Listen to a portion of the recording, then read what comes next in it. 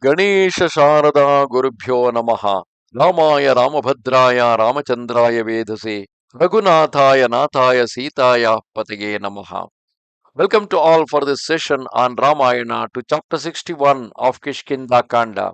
Since the previous chapter, Sampati is telling the story of what happened after his wings are scorched and burnt out. He went to the hermitage of Sage Nishakara, who knew both Sampati and Jatayu since many years. He went there to bow him with an intention that after getting his blessing, he was actually planning to give up his life. Thereupon Sampati related to the ascetic the whole of his fearful, arduous, and rash act of flying towards the sun. O blessed one, the wounds I have received, the shame I feel, and the exhaustion I experience all prevent me from entering into a lengthy narrative from pride in our power of flight, Jatayu and I, in order to trust each other's powers, vowing in the presence of the sages on Mount Kailasha that we would follow the sun till it set behind Astachala mountain, flew into the sky, reaching a great height together. We looked down on the earth with its various cities that appeared like chariot wheels. Sometimes the sound of musical instruments reached us, others the twinkling of ornaments. In certain places we saw many damsels clad in red who were singing. Passing rapidly through the air, we followed the path of the sun and observed a forest intersected with green rides. The mountains appeared like pebbles and the rivers like threads binding the earth.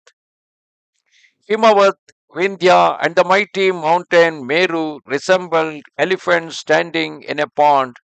Nevertheless, we were perspiring freely and were filled with anxiety and extremely fatigued, no longer being able in our bewilderment to distinguish between the south, west, or the quarter presided over by fire.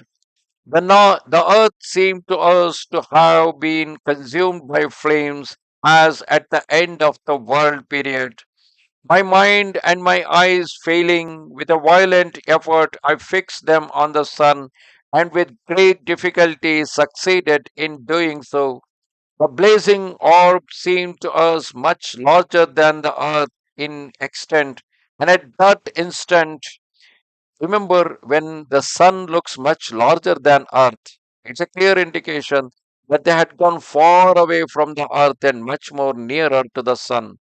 The blazing orb seemed to us much larger than the earth in extent, and at that instant, Jatayu, without speaking to me, began to fall. Seeing this, I flew down from the sky and covered him with my wings, in consequence of which my brother was not burnt, but I, in my arrogance, was scorched and thrown out of the wind's course. I surmised that Jatayu had fallen in Janasthana, but my wings scathed, deprived of strength, I fell on the Vindhya mountain.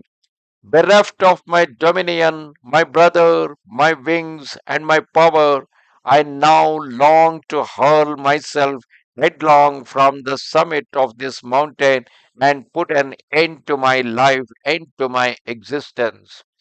Thus ended chapter 61 of Kishkindha Kanda in Ramayana.